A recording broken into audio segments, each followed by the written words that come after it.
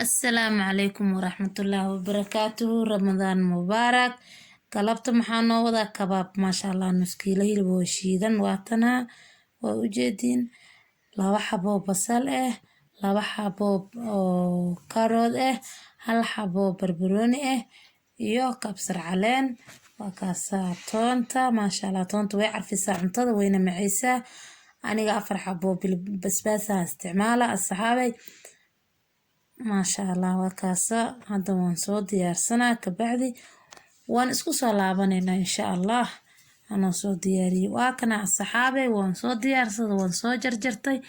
maasha Allah soo qurux badan hilibka xataa waan soo kariyay cabaar dabkan soo saaray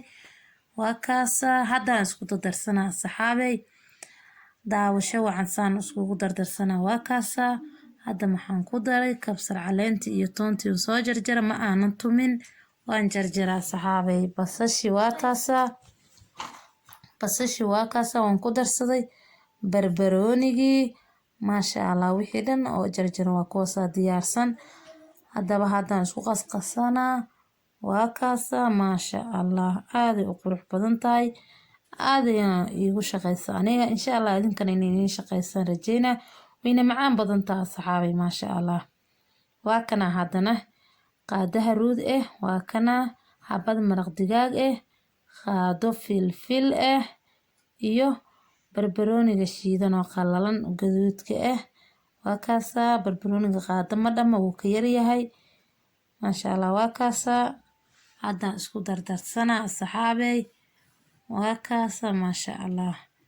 aad u shaqeynaa kura aad u macaan badan yahay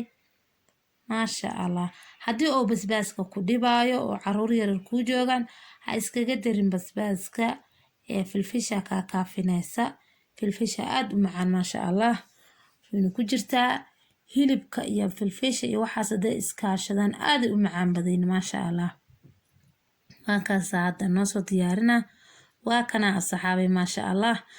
waxa ku jiray hal bakeeri oo bur ahaan ku darsaday asxaabay ma aana ina tusin soori waa kana hadda waan diyaarsanaa xabadii ugu horeysay ku riday maasha Allah xabadii ugu horeysay ku riday ilaa 4 xabo ayaan insha Allah ina tusaa kadib waan soo wada sameynaa waan soo diyaarinaa waan isku soo laabaneynaa asoo diyaarsan maasha Allah